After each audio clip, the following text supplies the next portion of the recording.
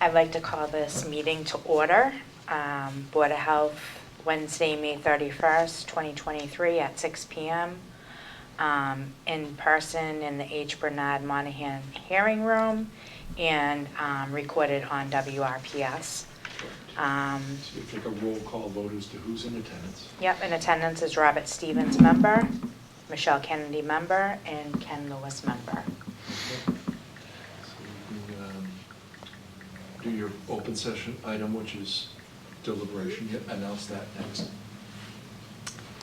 Okay, so we're going to deliberate in the matter of 30 to 36 Belmont Street, Rockland, on appeal by James F. Creed, Jr., Esquire. And that's on behalf of Christopher Falco. And that's on behalf of Christopher Falco. Okay. And I think from there you could turn over to Attorney Moran.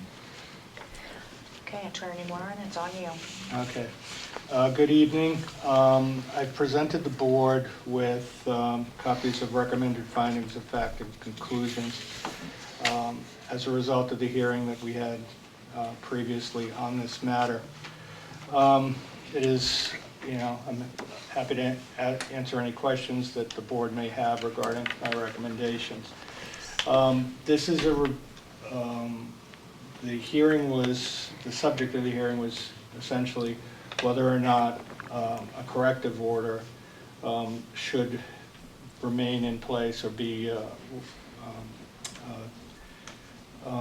found to be appropriate as it was previously issued. Mr. Falco, through his counsel, has argued that it should not have been issued and presented his evidence on that behalf, and town council presented evidence in why the corrective order should remain in effect. Essentially, my recommendations are that there are appropriate grounds for the corrective order to have been issued, and it's my recommendation that the board, vote to make that finding and to basically not to repeal it or change it. I would commend counsel for Mr. Falco and for the town for doing a nice job of representing their clients and their interests very well and establishing a record, on this case.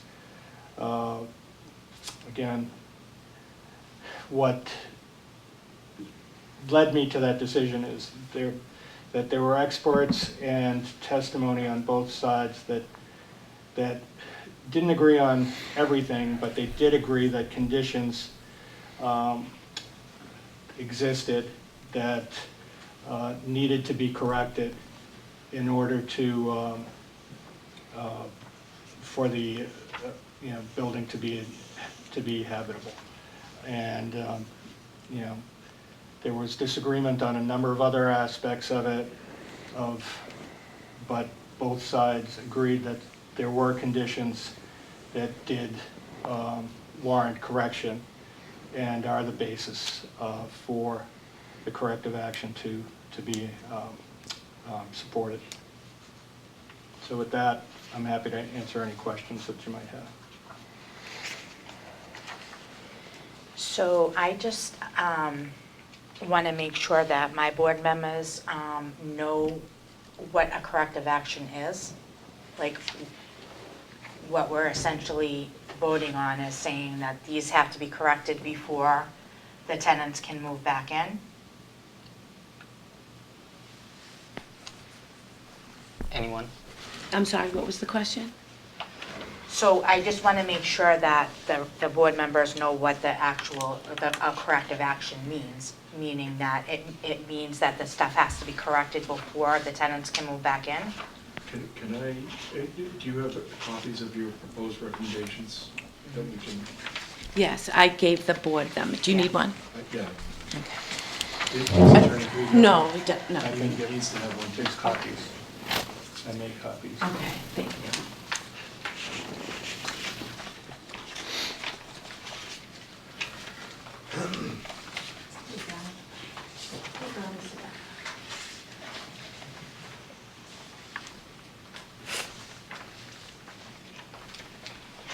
think as explained at the outset, the hearing officer is here to assist you in making factual findings and conclusions. Okay.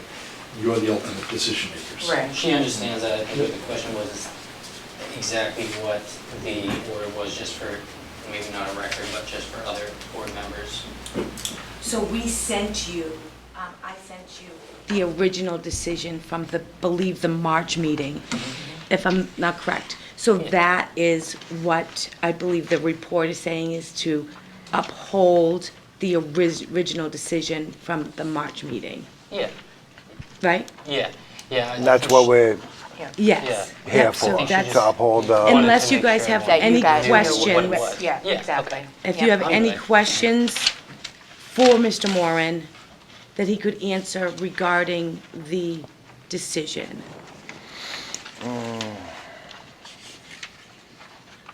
You know, take whatever time you want to read through what you've been given. And if you want to go through them one by one and say whether you agree, that's great. If you want to go through them page by page, however you want to go through it. And if you agree with them, great. If you disagree with them, you know, any one of you could propose a modification. If you disagree with any of the conclusions, ultimately it's your call. If you have a question about what something means, and Attorney Warren can answer it, he will. If I can, I will, but again, I want you to be the factual finders. Yeah, I'd imagine it'd probably be more appropriate to go each one by one, rather than to accept the kind of sort of blanket recommendation. I can go through this if you want. Sure. I can go through it one at a time. Okay, so basically, the initial findings are basically to just establish the record. Mr. Falco is the owner of the property at 36 Belmont Street, purchased it in 2018, and he brings the appeal, and he timely filed it through his attorney pursuant to the relevant regulations on the 28th of March 2023 in response to a correction order issued by the board on or about the 22nd of March. Parties agreed to waive the regulatory requirement that the hearing be held within 14 days. The premises are a multifamily building containing between 5 and 8 units at the time of its acquisition by Mr. Falco. The building inspector testified that he believed that the premises had 5 units, 3 on the first floor, 2 on the second, and with an unfinished third floor based on conditions he believed he observed in the absence of certain materials that are relevant to the period in which the original construction was done. Mr. Falco testified that the purchase and sale agreement he signed described the premises as having 6 units and 2 efficiency units, and that the real estate appraisal performed by the lender received by his attorney indicated that there were 5 units. Property was mortgaged to Norwood Cooperative Bank in 2018. It was mortgaged again in 2021. This mortgage is still outstanding. Sometime after Mr. Falco purchased the home, he or someone else began making improvements to the property without permits and approvals from the town. In September 2019, a prior tenant, Kristen Morrison, filed a complaint prompting the health agent to visit the premises, and she observed the interior hall from the second floor landing to third floor, and the third floor were unfinished to the studs. She also observed construction materials in the area. In May of 2021, after the Superior Court ordered inspection of the premises requested by the building inspector, the health agent issued a condemnation order as a result of conditions observed. The premises were thereafter vacated by a number of tenants. On March 1, 2023, the Housing Court issued an order vacating the original condemnation order on procedural grounds, ordered the premises re-inspected by the Board of Health in the town by March 17th, and ordered Mr. Falco to complete any required remedial work by April 14th. The Housing Court order has since been appealed and is currently before a single justice of the appeals court. On the 15th of March, the town health agent, building commissioner, wiring inspector, fire chief, a state public health official, and 2 National Grid representatives conducted a re-inspection of the premises as ordered by the Housing Court. Mr. Falco, an acquaintance, and his counsel, Attorney Creed, were present. At the conclusion of the inspection, the health agent gave Mr. Falco's attorney a summary of her findings. At the time of the inspection, there was no electrical power to the building. Smoke detectors and carbon monoxide alarms that were hardwired were not operable, and others were missing, would need to be inspected again when power was restored. The electrical panel 5-gang unit wasn't grounded and had no bypass. There was an additional 4-gang unit without permits and approvals that had been installed. The third floor had been finished to create an additional 2 apartment units totaling 8 units without permits and approvals and site plan approval. Other than a permit issued to Gardner Electric and Fire Alarm on May 26, 2021, there were no building or zoning permits and approvals obtained to do wiring, plumbing, and to do any work on additional units. To the extent there were 8 units, the premises are not equipped with the proper fire alarm system or sprinklers required for a building containing that number of units. The third floor units had a second means of access and egress only accessible through bedrooms and with access that was steep and not sufficiently wide enough to provide safe access and egress. The third floor units had water heaters and electric wiring, indicating that parts were manufactured in 2019 or 2020 and after Mr. Falco took ownership of the property in January of 2018. The former entrance at the front, that formerly front doors, was one entrance removed and turned into built-in mailboxes. There was no landing at the base of the front entrance stairs. At the time of the inspection, there were other code issues which could be remedied in most, if not all, of the units.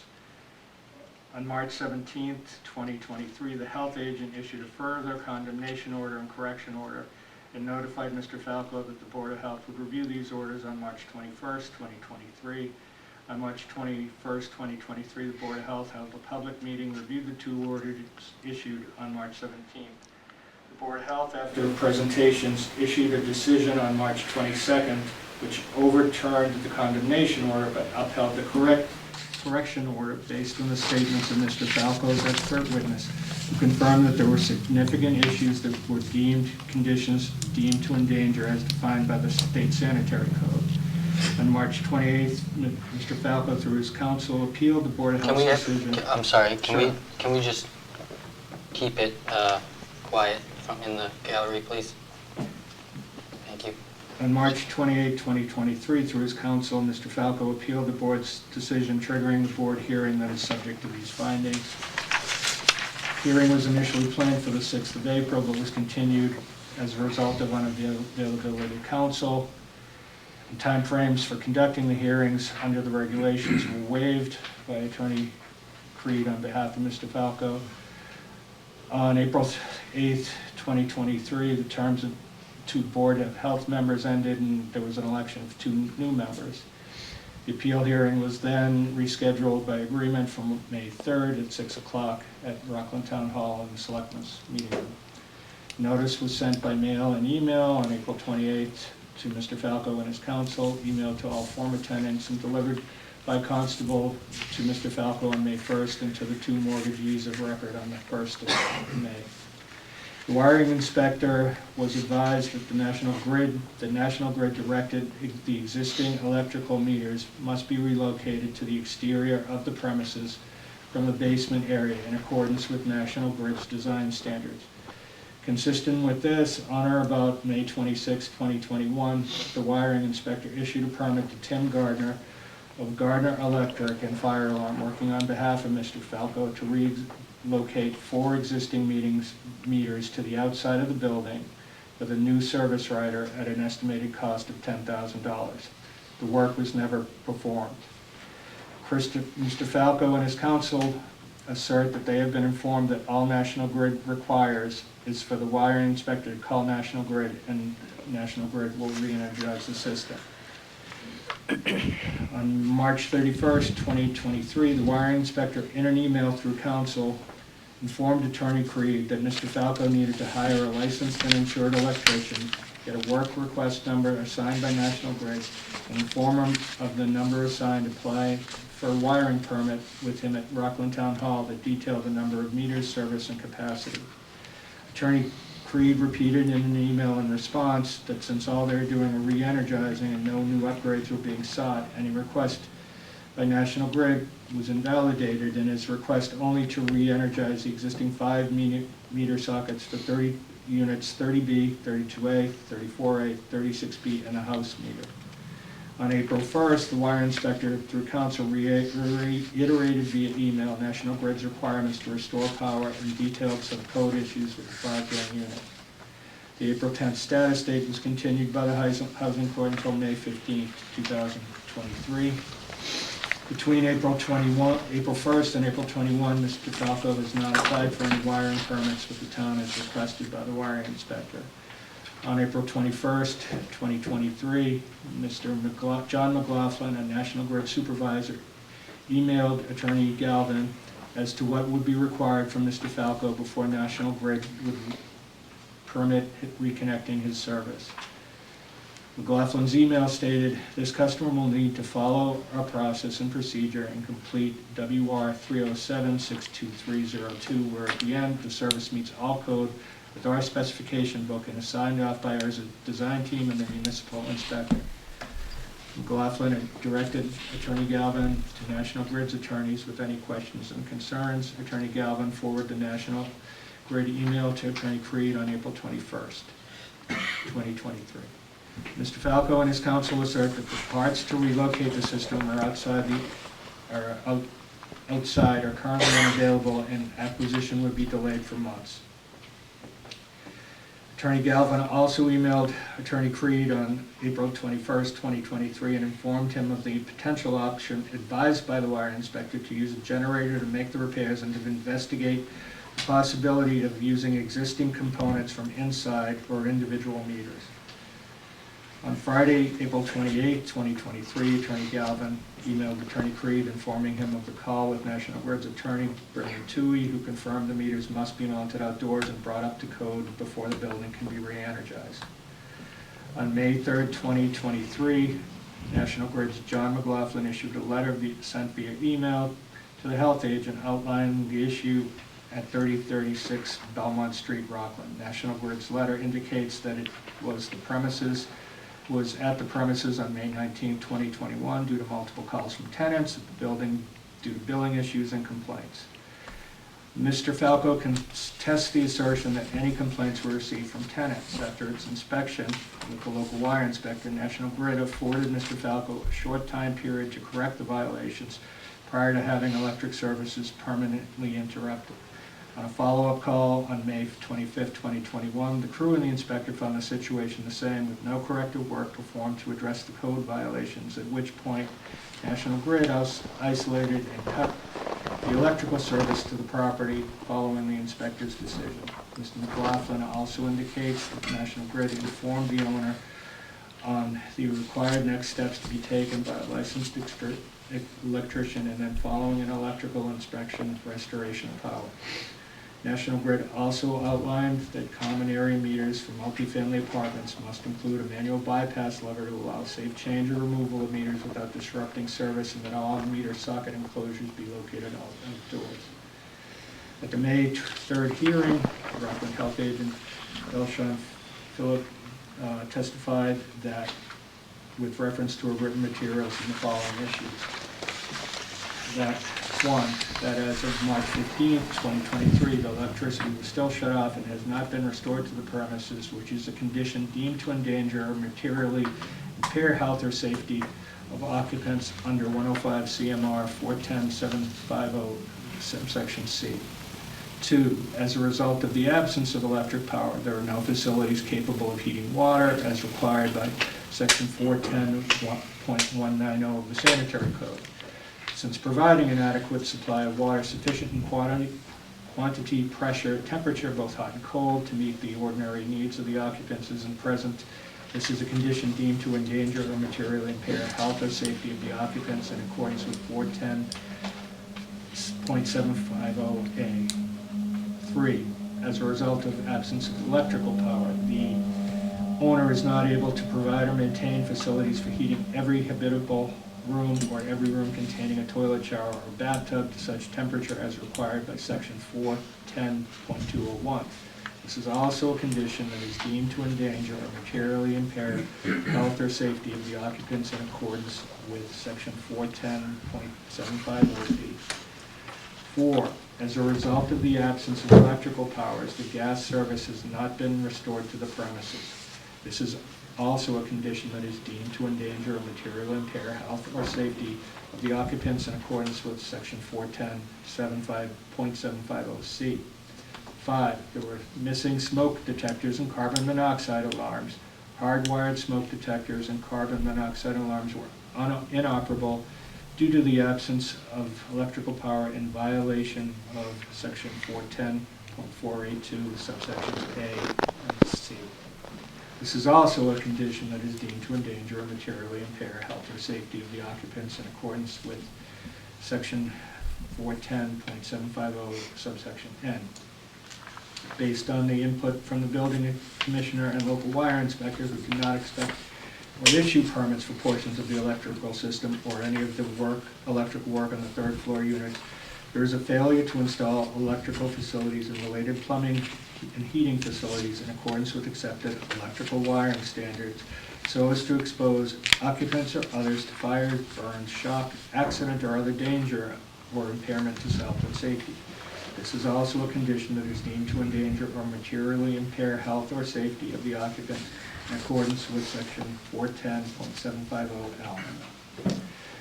There were various violations of the owner's installation and maintenance responsibilities set forth in section 410.351, including no stove or sink of sufficient size in unit 30A, the tub was missing a trip waste and overflow mechanism in unit 30, there was no stove and a broken bathroom vent in unit 36A, there were unsecured electrical outlets in bedroom 1 and in the kitchen area of unit 32A, and the stove in unit 34B did not have an anti-tip mechanism in its bedroom, and in its bedroom 1 had unsecured electrical outlets. There were also defects in the electrical system which have not been corrected after more than 5 days from the date of notice. This is also a condition that is deemed to endanger or materially impair health or safety of the occupants in accordance with section 410.750, subsection O. Number 8, the hollow core door from the common room area to unit 36B is not sufficient to prevent the dwelling unit from the building from being secured against unlawful entry, sections 410.480, and based on the building's commissioner's opinion, is not consistent with 780 CMR 111.1. This is also a condition that is deemed to endanger or materially impair health or safety of the occupants in accordance with section 410.750, subsection H. Number 9, the 2/3 floor units, unit 32B and 34B, have a second means of access and egress through a bedroom unit that's adequate to provide a means of exit in the case of an emergency, given the width, steepness, and lack of landing areas, and/or does not allow for safe passage of people in violation of section 410.450 in the view of the building inspection of the fire department. This is also a condition that is deemed to endanger and materially impair health or safety of the occupants in accordance with section 410.750, subsection G. Number 10, at the time of the inspection on March 15th, 2023, there was a refrigerator and stove in the hall's common areas of the second floor, which obstructs exit, a passageway or common area in the case of an emergency. This is also a condition that is deemed to endanger or materially impair health or safety of the occupants in accordance with section 410.750, subsection G. Number 11, at the time of the inspection on March 15, 2023, the main entry door of the first floor of the common area was missing a lock in violation of section 410.480, subsections A to F. In addition, there was a doorknob missing from the kitchen door in unit 36B, also in violation of section 410.480. This is also a condition that is deemed to endanger or materially impair health or safety of the occupants in accordance with section 410.750, subsection H. Number 12, at the time of the inspection on March 15, 2023, there wasn't a proper handrail to the basement area in violation of section 410-503, subsections A and B, which hasn't been corrected within 5 days of notice of violation. There's also a condition that's deemed to endanger or materially impair health or safety of the occupants in accordance with section 410.750, subsection O, subsection 4.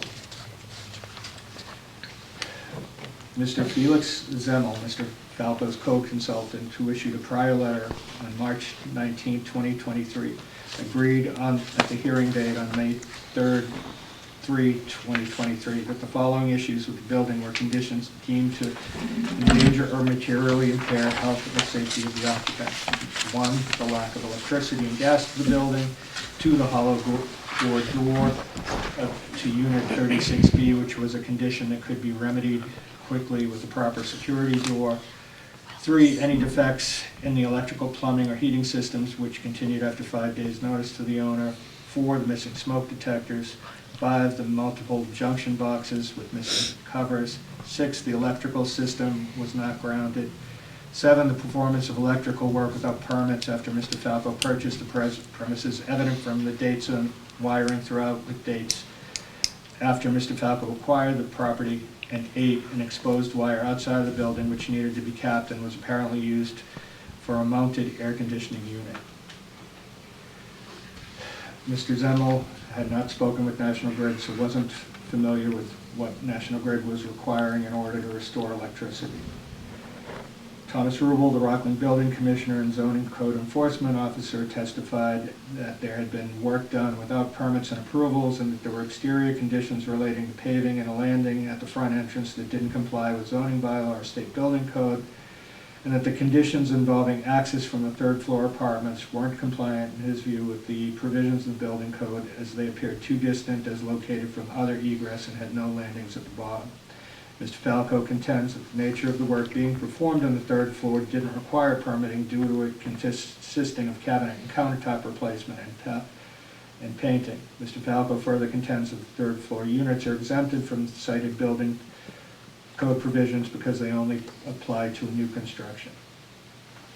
Mr. James Paul, the local wire inspector, testified as to the conditions evident in May of 2021, the absence of wiring permits for electrical work performed after January 31st, 2018, and the filing for an issuance of a single wiring permit on May 26, 2021 to Mr. Gardner to move the meters to the exterior of the property, and the fact that no work had been performed since the issuance of the permit, that the conditions he observed on March 15, 2023 were attached in a letter to the orders of the health agent on March 17, 2023, and whose understanding of the electrical meters must be brought up to code on the premises. National Grid specifications and relocated to the exterior of the property and inspected prior to being re-energized. Fire Chief Scott Duffy testified as to the conditions he observed, and his observations were described in a letter that was attached to the orders of the health agent on March 17, 2023. Chief Duffy explained that the missing smoke detectors, CO2 alarms due to lack of power, the hardwired detectors and alarms would need to be re-inspected prior to occupancy, and that if the premises were to have 8 units, then the entire building needed to be equipped with a fire alarm system and fully sprinklered to comply with Mass State Fire Code. Chief Duffy also explained how the issuance of a smoke detector inspection form in connection with the sale of the premises to Mr. Falco for setting a fee which might reflect more than 5 units was actually the product of a fee schedule mistake by the inspector and not an indication that the premises contained more than 5 units. It remains unclear exactly how many units were in the building. The following additional conditions were observed on the 15th of March 2023, violate the provisions of the state sanitary code and must be corrected but aren't deemed to endanger or materially impair health or safety. Section 410, 100A, subsection A, 1 through 3, kitchen appliances. No units 30A and 36 have no stoves or places for cooking appliances. Section 410.150, Unit 30B had a tub missing trip, waste, and overflow mechanism. Section 410-350, subsections A and B, town's plumbing inspector determined plumbing work has been done illegally without permits and doesn't meet code. There were venting, pipe drain, clean-out, sink size issues, and other directives in the updated requirements of plumbing inspector, which are incorporated by reference. Section 410-351, subsection A and B, Unit 30A, no stove and sink of sufficient size. Unit 30, tub missing, trip waste and overflow mechanism. Unit 36A, no stove and vent in bathroom broken. Unit 32A, bedroom 1, unsecured electrical outlets and kitchen unsecured electrical outlets. Unit 34B, kitchen stove, does not have anti-tip mechanism in bedroom 1, unsecured electrical outlets. This can be a violation deemed to endanger if not remedied, if the premises were occupied and not remedied within 5 days. Section 410-353, damaged holes, asbestos siding on exterior right of building in multiple locations. Section 410-354A, subsection A, utilities disconnected from property by electricity supplier due to improper utility connections and requirement to relocate electrical meters to the exterior.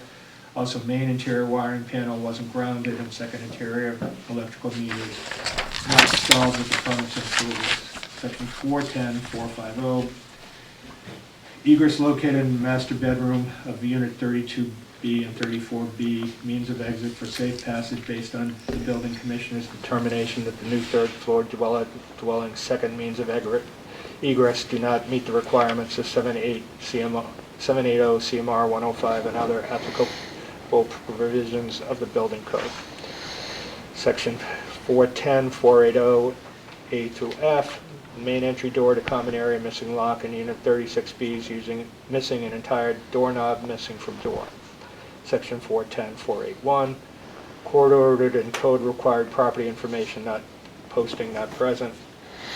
Section 410-500, exterior of dwelling, asbestos shingles broken, flaking paint, rear bulkhead rotting, rear alcove siding rotting, rake boards missing on multiple locations, metal stock missing, basement, multiple puddles of water throughout the basement floor. 30B, bedroom 1, window will not open without excessive force. Bedroom 2, window damaged, insulation seal on window sash. Unit 36A, bedroom window will not open without excessive force. Kitchen, no stove, windows won't open. Damaged insulation seal on window sash. Unit 36B, bathroom door frame, chipping paint. Bedroom 1, window block, no access. Living room windows damaged, insulation seal on window sash.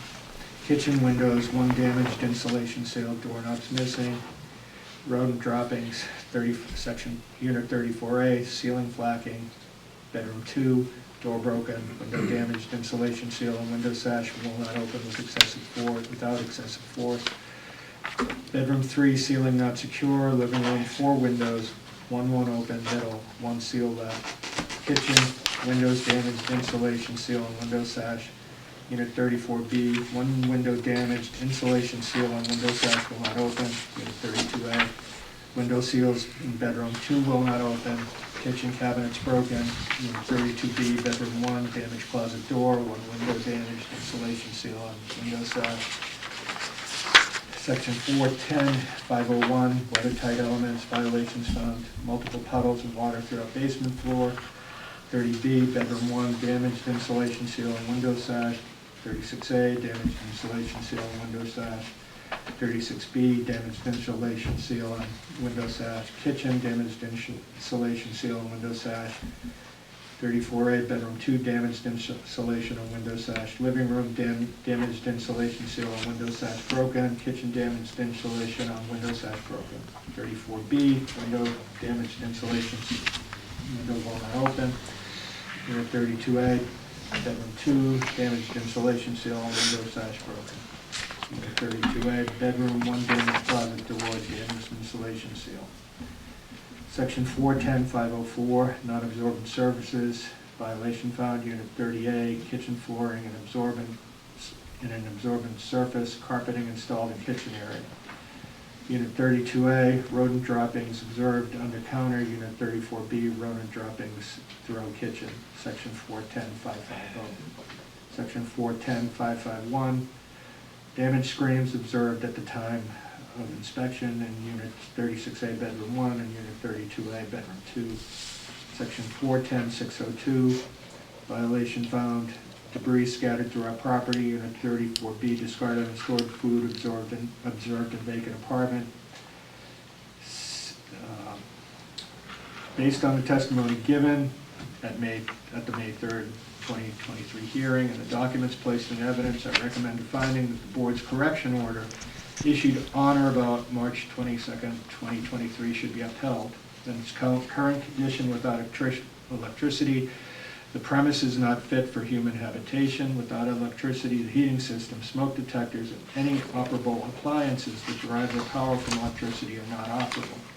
Moreover, access and egress to the third floor is unsafe in the absence of a second means of safe access and egress. The current second means of access and egress down the steep and narrow stairways without landings is a safety hazard in the event of emergency. Finally, it's unclear how many units are intended to be occupied in the building, and if, as a result of the number, additional fire alarm and sprinkler installation may be necessary. In accordance with 105 CMR 410.830, within 7 days after the date of the decision, the owner, Mr. Falco, shall begin necessary repairs or contact in writing with the third party within 5 days for correction of all other violations or conditions listed under 105 CMR 410.750, 410.351, and 410.550, and make good faith effort to substantially correct violations within a period not exceeding 30 days or other such other and further date as the board may determine. In accordance with 105 CMR 410.830 subsection C, within 5 days after the dates for compliance specified in this decision, issued pursuant to 105 CMR 410.830, the Board of Health should make an inspection to determine whether compliance has been made with said order. Board of Health orders the premises to be remain secured, excepting for inspection and or persons making such repairs or alterations as necessary. And any person agrees with any aspect of this order under the provisions of 105 CMR 410 may seek relief therefrom in a court of competent jurisdiction as provided by the laws of the Commonwealth. Conditions which exist may permit the occupants of the property to exercise one or more statutory remedies.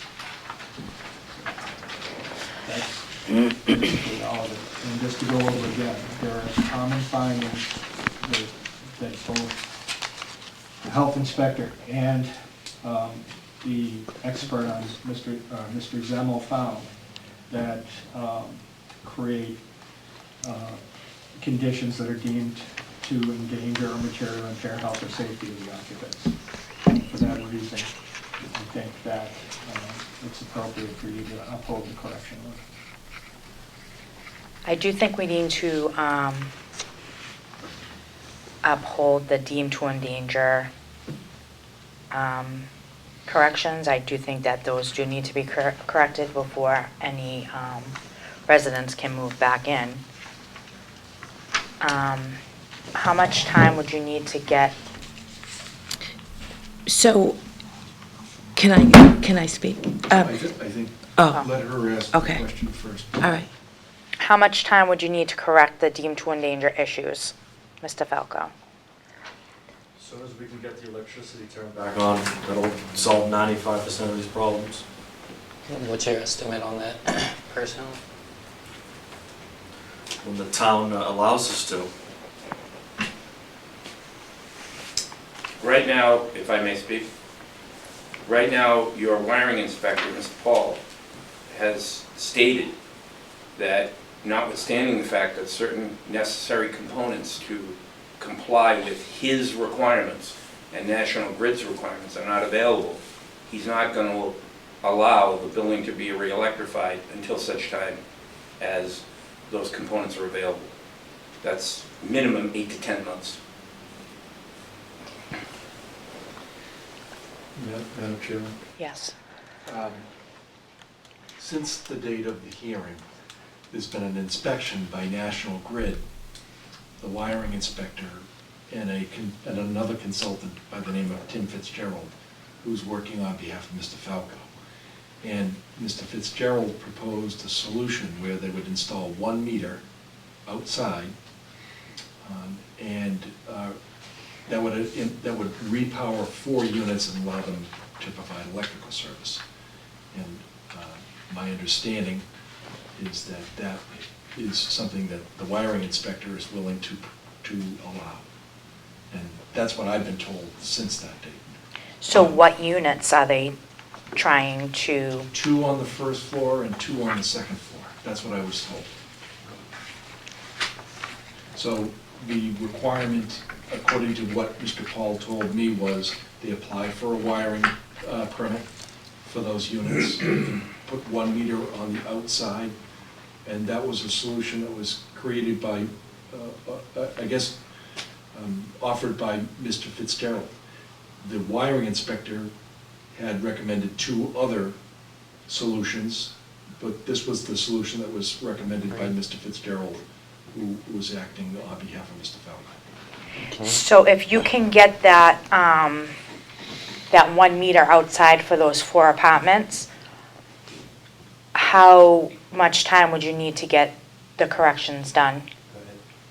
I don't know what communications he's having with Attorney Galvin's having with Mr. Fitzgerald, but this hasn't been relayed to me. Also, the 1 meter, it won't, I'm told there was conversations, it won't work. Mr. Falco has engaged a gentleman named John Lund, who's a master electrician. My understanding is that he met with the wiring inspector today, had conversations with him.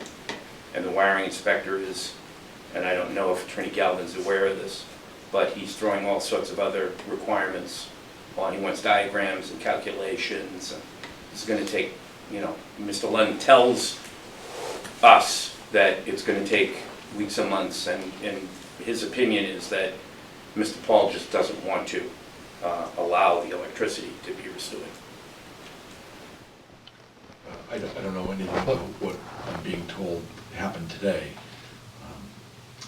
but I can tell you that the conversations with Mr. Fitzgerald were conversations that I had with him, and I spoke to Mr. Paul, and Mr. Paul was willing to do that. If that's not a solution that works, that's not known to us, that's apparently a conclusion by Mr. Falco and his team. God. He got it. Oh, okay. So for myself personally, I don't think that anyone can move in there until there are corrections made. How are we gonna get these corrections made? Is there can you use a generator? Are you able to, why are you saying the 1 box outside won't work for those 4 apartments? So, obviously nobody's gonna move in with no electricity. I mean, that's not what anyone's asking. The question is, how do we get it turned back on? The town shut it off, which is not in this report, but the town shut it off illegally. We can't get it turned back on until the town turns it back on. I mean, for me to update it to 2023, it's gonna take 8 to 10 months and over a year to, you don't buy these pots at Home Depot. You just don't. And the solutions that others have come up with are not something that's gonna happen tomorrow or next week or next month. Excuse me, Chairman. Sorry, Michelle. If we had a list or some kind of product ID that of the equipment Mr.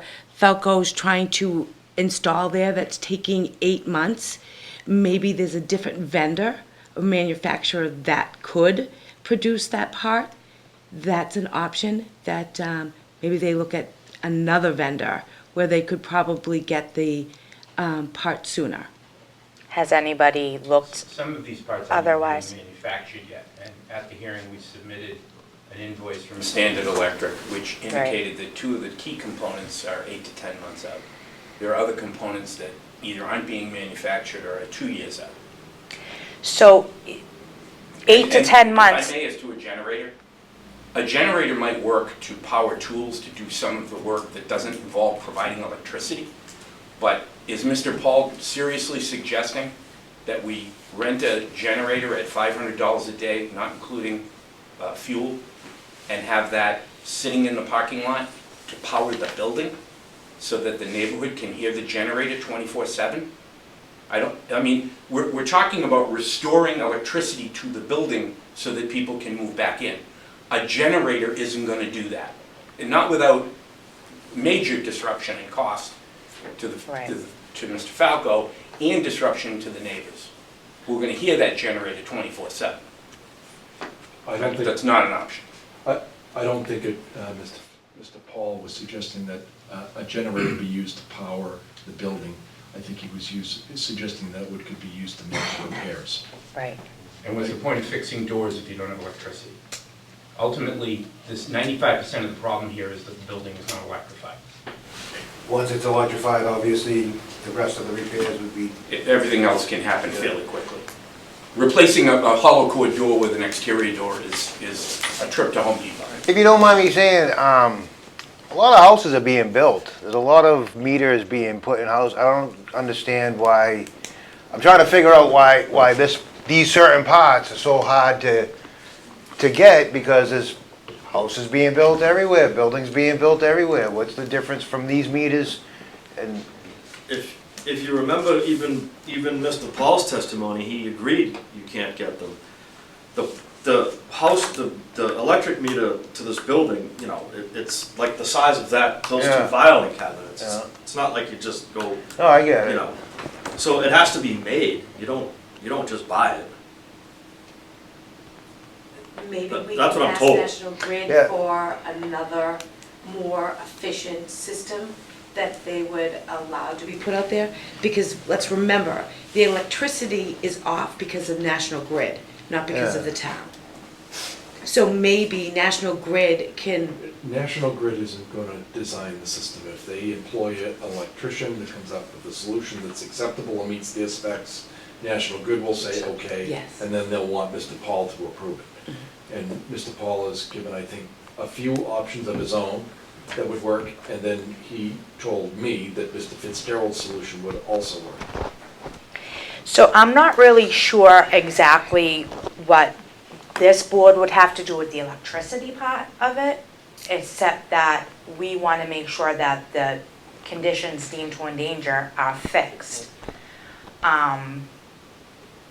I've If not, you're gonna hear from me, I think you should also hear from Attorney Creed, but I would make the suggestion that your correction order, make an order that electricity be restored in accordance with the requirements of National Grid and the wiring inspector. And do we have a rough idea of what the two other ideas that were acceptable, that were presented to? Yeah, I can tell you what it is because you gave that to me. Okay. So Okay. just give me 1 minute. Sure. 'Cause I believe you said there was one and then two other ones.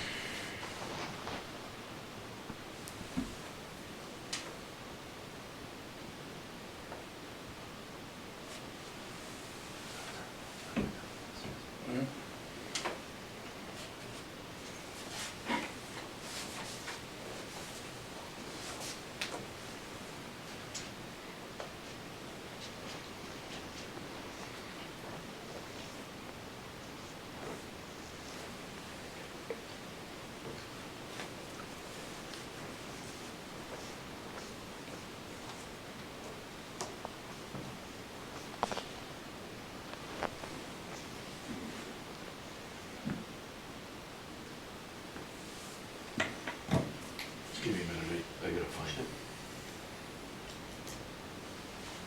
So how about them Celtics? I'm still a fan.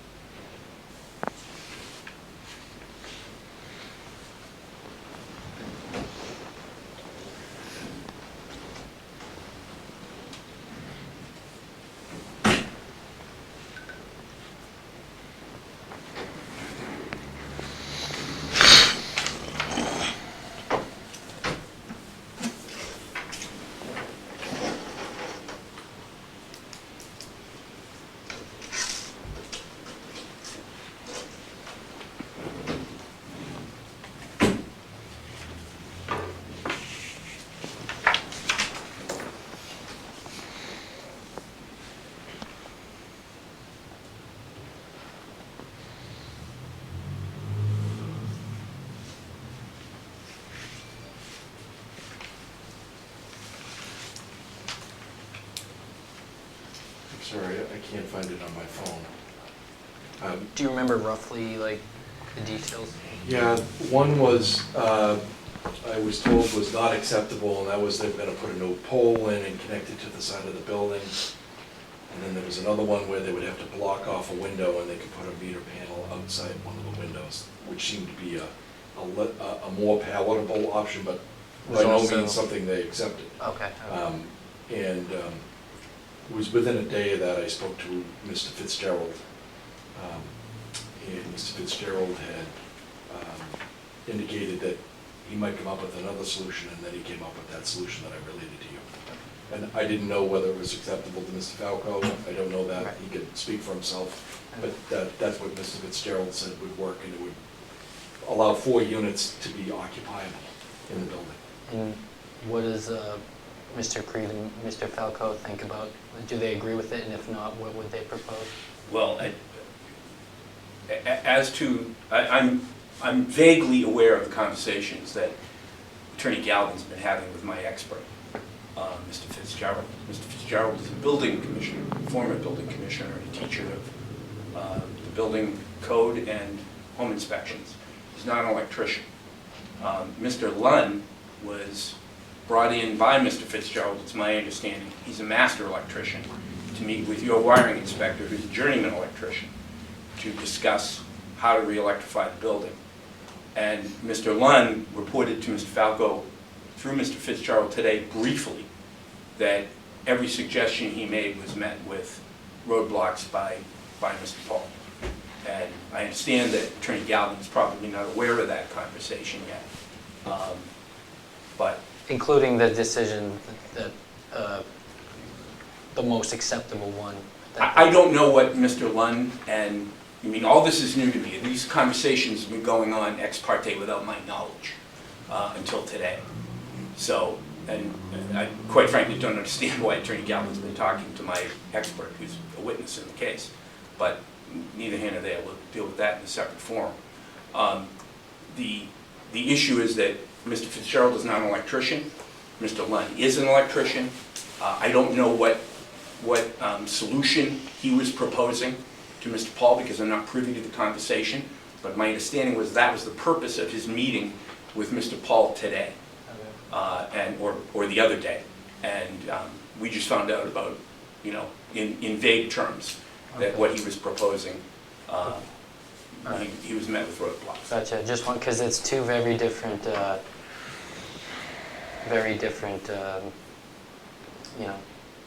facts there.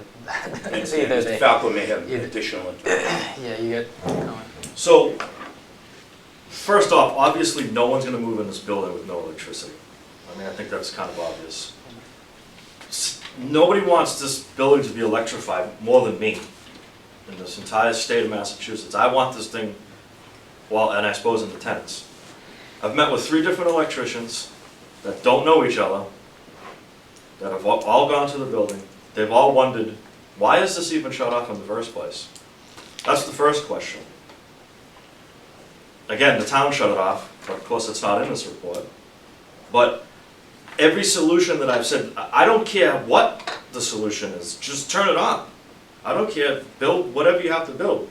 The issue is that because of the new 2023 code and the way that it was shut off, in order to turn it back on to Mr. Paul's specifications, you can't just go to the store and buy it.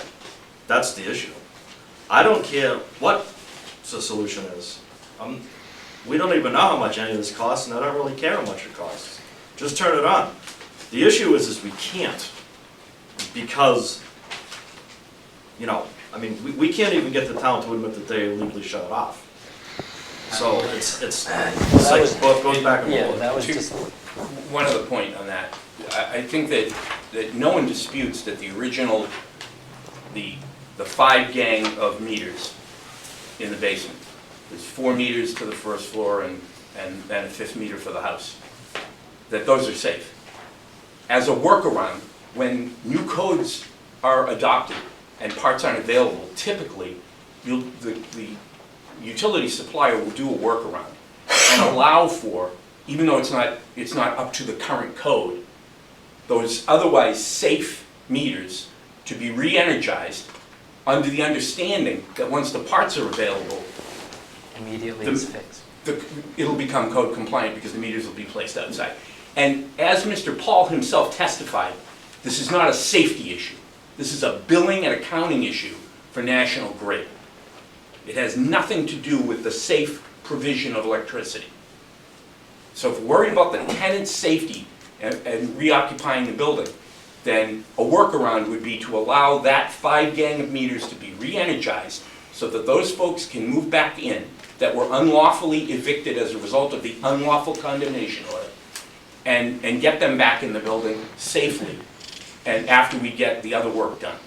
Okay, and it would, I'm assuming that we'd also, because there's some people that I would like to hear from as it relates to specific corrections, assuming that the board votes for that corrective order to be upheld. Now, I understand that in, a lot of fact-finding forums, you could have, a decision made and then a condition, we make the decision and then, the conditions of what's being fixed or this or that could potentially maybe be done at another one, but at another meeting, but I mean, that's obviously up to the other 2 members of the board, but it's just given, I don't know, with the confusion between what a lot of these experts are saying, and one was a witness, I think you said, I don't know, it's kind of hard to make a decision as it relates to the conditions of the corrective order, to decide that now. As it relates to a finding, I think the board is able to do that tonight. We may be able to do both tonight, but I think a finding is definitely appropriate for tonight, and maybe for my colleagues here to maybe consider a separate meeting for the specific conditions as to the order. But that's up to them. But At the meeting on May 3rd, at about 4:30, there was an email from National Grid. Mr. Zemmel said he didn't believe, looked like a normal National Grid letter, but it came to my email, and it was written to Ms. Flip, and it made very clear that they have communicated with the owner of the property on the required next steps by a licensed electrician, and then follow an electrical inspection, they can move forward with restoration. And it says, as we require by code, any common area meters for multiple occupancy residential apartments include a manual bypass lever to allow safe change or removal of meters without disrupting service. There was no bypass on any existing system. It says additionally, all meter socket enclosures are to be located outdoors. Currently, the existing service does not meet National Grid code. The common area space meter is missing a manual bypass lever, and the meters are in the basement. That's not Mr. Paul, that's National Grid's supervisor saying that the 5-unit thing is not an acceptable solution to National Grid. do you agree with Mr. Creed's statement that roughly, well, sometimes the National Grid can issue those like those bypasses to, given an A issue workaround? with, yeah, like a workaround, like. I think that was the given- purpose of the May 23rd meeting at the property Okay. with Mr. Fitzgerald, What- Mr. Paul, and the National Grid people. There were 2 National Grid representatives to come up To with a consider, workaround. okay, And I know Mr. Paul put in writing to me, and I just can't pull it up, that there were 2 solutions acceptable Right. to him, Right. and then Mr. Fitzgerald's third solution was also acceptable to him. okay.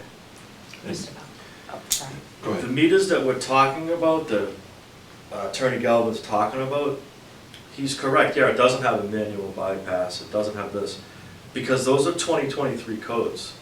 If you looked at what we're talking about, it's like 100 years old. It doesn't meet today's code, it meets the code from when it was installed. Just like probably everyone else's house that is here. So that's what we're talking about, is now, let's upgrade it to 2023 code. No, so it wasn't unsafe when it was installed, and it's not unsafe now. It just doesn't meet 2023 code. And those manual bypasses are not available. That's one of the parts that's not available. So it's all well and good to say they don't have manual bypasses. That's true. They don't. Find me one. We've looked. So can I make a suggestion? I don't think you can solve the issue that Mr. Falco and the wiring inspector have. Right. But what I think you can do is make a finding that there's no electricity to the building and order that it be restored in accordance with the requirements of National Grid and the local wiring inspecter. Definitely, I think it's more of And I a think time beyond frame. that, there's That's what I nothing was else you can gonna do. say. Yeah, it's more of a Absolutely. time, that decision is probably, in my capacity as one of the members on the board, could be happening. What, the question now is more of like a time frame kind of thing as it relates to design. I think ultimately, So- it sounds like they've employed a new electrician who may have an idea of how to solve it. I would like any solutions that are being offered to be funneled through me so that I can, make sure that I know what's going on. And any further, corrections could maybe, also be funneled to Mr. Creed too, because I don't think Absolutely. I don't think he heard. My what- understanding is that every communication that I've had with Mr. Fitzgerald is being related to Mr. Falco and Mr. Creed. If I'm mistaken, then, You're Is mistaken. that, oh, because you said, well, so Mr. Fitzgerald stayed after the meeting and asked to talk to me after the meeting and wants to try to find a solution, which is what I want to do as well. I don't want to see this linger on for a day longer than it needs to be. So if someone can come up with a solution that works for National Grid and it's even remotely approvable by us to restore power to the building, then we will do everything that we can do to make that happen. well, just try to keep each other in the loop as best as you can. If I may. Yeah. If you're gonna make a finding that the building needs to be electrified, and you're gonna make these findings that certain of these conditions endanger and impair the health and safety of the occupants, you need to note in your decision that there are no occupants. So, and even Mr. Halfman testified that at the very end of the hearing, that in light of the fact that there were no occupants, these conditions may exist, but they don't endanger or impair anyone, because there aren't any occupants, and the building is secured. So And from is my- that- So from my perspective, that's a trick. I was gonna say, is that like a Okay. has that been, There's no electricity, and the absence of electricity is a condition deemed to endanger. Now, I don't think anybody disputes that the building is not occupied. So I agree with Attorney Creed that no current occupants will be harmed because there are none. But it is But the still violation deemed to still be a exists. condition deemed to endanger because there's an absence of electricity. right? Yeah, if there's some specific wordage that, The I don't know, that issue the with state Supreme endangerment Court wants to, language to is that take it up. comes with a repair requirement. Because it's deemed to, under the code, there are supposed to be occupants who are endangered. There are. But in this case, you There have to don't be. have occupants who are endangered because they've been thrown out of their apartments. So So you're saying there have to be, you're saying there have to be occupants? what I'm saying is you can make the finding, but concomitant with that finding is a repair requirement within a certain days, 24 hours, or 5 days, or 7 days, or 3 days. We shouldn't be held to that standard because we don't have any occupants. And until we can solve the electricity problem, nothing's gonna happen. Okay, well, there probably are violations, but, I mean, yeah, if that's definitely someone other board members can consider and to bring up. Ashley? So on Mr. Moran's report on number 42, it does give some time reference, and it just states within, not to 30 exceed 30 30 days. right. So I would ask that we get a full electrical report from Mr. Creed's electrician within 30 days, submitted to the building department, electrical wiring department, I don't know, by June 30th, so that we have a plan in place. Like, ask him to provide us with a plan, electrical plan, to get the electricity put on from a licensed and insured electrician.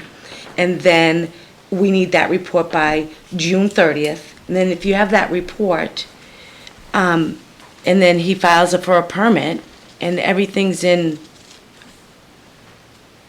all set, right? I mean, Obviously, if there's a part that's not available to them, they can't Correct. correct these things. exactly. But that doesn't mean they can't put an electrician under contract to order those parts. And they would be, once they do that, then They're acting in compliance with your order, and you could review it every 30 days. Yeah. Right, okay. How long are the rest of the repairs? What's your guesstimation on time for that? Well, just on what I've read, I mean, it's like 1 day stuff, most of it. That could, and he has absolutely access to the building to complete all of those Those repairs. repairs, yeah. He's had access, he's had the ability to do all those since March. Yeah, that's a fair point. I think that's what I might want to see by June 30th in my capacity as one member, is definitely see those 1 day things that you're saying are 1 day be fixed by 30 days. And then if there's any issue as it relates to specific parts that Mr. Galvin pointed out, as long as, you know, you have someone under contract or that's in the process of being fixed, then the board is pretty easy on that, so.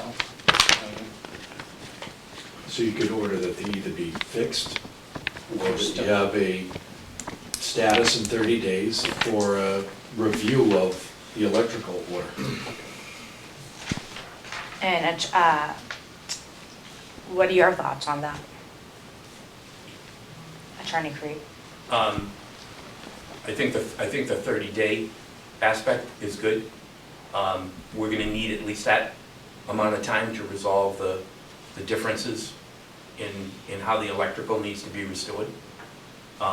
Again, I have to talk to Mr. Lund and Mr. Fitzgerald and get up to speed on what they've been discussing and what was proposed to the wiring inspector.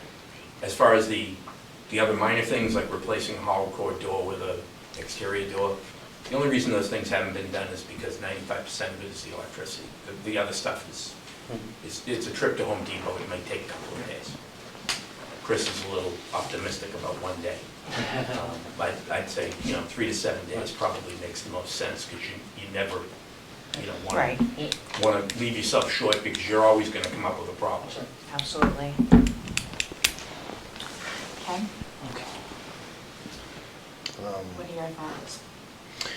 I agree with this gentleman here that we should,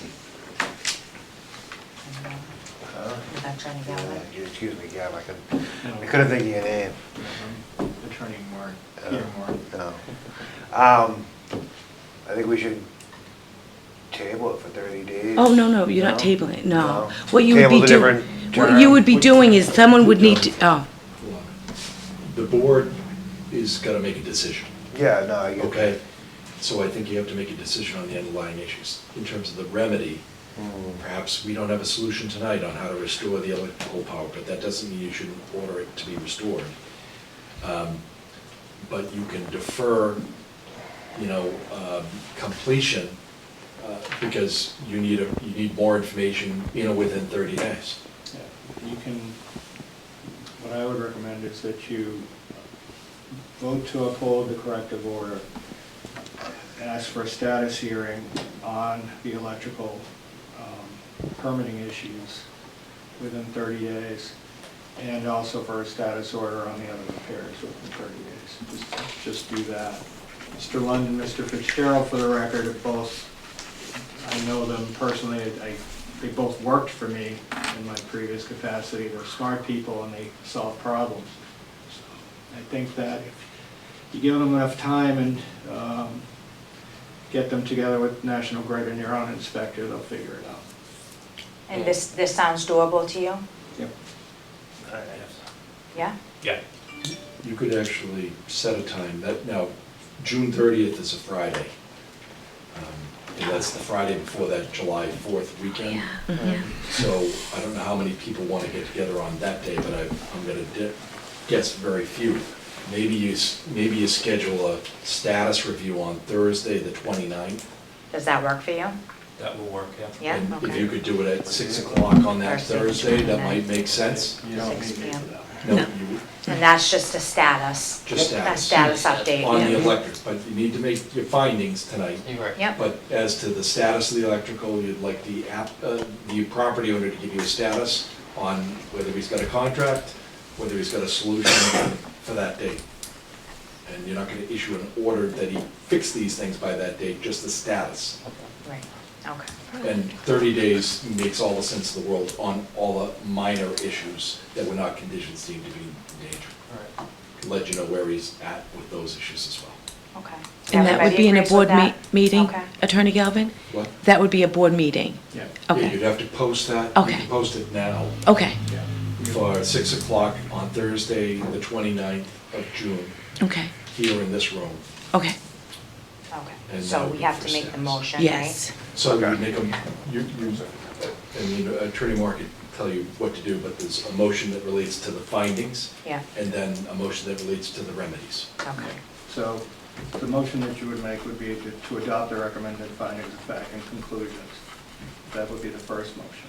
Okay, so I make a motion to Adopt adopt the recommended findings of fact and conclusions. adopt the recommended findings of fact and conclusions. Second. Roll call All. vote. All those in favor? Aye. Oh, you have to call each Just say your member. names. Oh, okay. Oh, Oh, Say your name Say your as name and how yes. you're voting. Robert Stevens, yes. On the Michelle. affirmative. Michelle Kennedy, yes. Ken Lewis, yes. Now you can get into the remedy part. Yeah, the remedy would be to vote to have a status, a hearing on the status of restoration of electrical power to the property on June 29th at 6 o'clock. Motion to have a hearing on the status of the property on, Electrical of the restoration. electoral restoration of the property on June 29th at 6 p.m. Second. I Do just- you vote in again? favor? Do you vote? Oh, yeah, yeah. All those in Robert favor? Stevens, affirmative. Michelle Kennedy, yes. Ken Lewis, yes. And then there were the other minor issues, you'll also conduct the status on those dates at the same time. Yeah. Yes. That's the last issue. Yes. Would that have to be a second? You can do that as a second motion. The motion would be that the other findings relating to the conditions, of the non-electrical conditions of the property also be held for status on the same date. Your turn, Ken. Yeah, What's that? And just Motion Say to we- have to a, have a status on the other A conditions. Motion to have a, say that again for me? Motion to have a status hearing Status hearing. on the other conditions at the same On time. the other conditions at the same time. Second. Roll call. Robert Stevens, affirmative. Michelle Kennedy, yes. Ken Lewis, yes. All right. It's easier to say so moved. Always is. Okay, so you're concluded your deliberations, you'll issue a written decision within a couple of days that's commensurate with what you've just decided. Provide that to Attorney Creed and Mr. Falco and the mortgagees and tenants. Okay. And I'll Don't say provide that. all the exhibits that were entered into evidence at the hearing to the town clerk. I'll do that on Tuesday. I'm away for the next few days. So you'll have a record on file. okay. Does there have to be another motion to move into executive session? I don't, Do you want to go into executive session? What does it relate to? With just the status of the pending litigation Oh, with is it Mr. really Falco. Superior If Court you hearing? want to do that today, great. If you don't need to do it today, you know, things might change within 30 days. Yeah. So I think we can wait. I don't think you need to go today. So, So you just move to would you, adjourn. well, could we motion to put that on the agenda? for- it will automatically. automatically. Just go in there? Okay, Yeah. okay. Yep. All right, so then you guys. You can want to adjourn. Motion to adjourn. Second. All in Robert favor? Stevens. Aye. affirmative. Aye.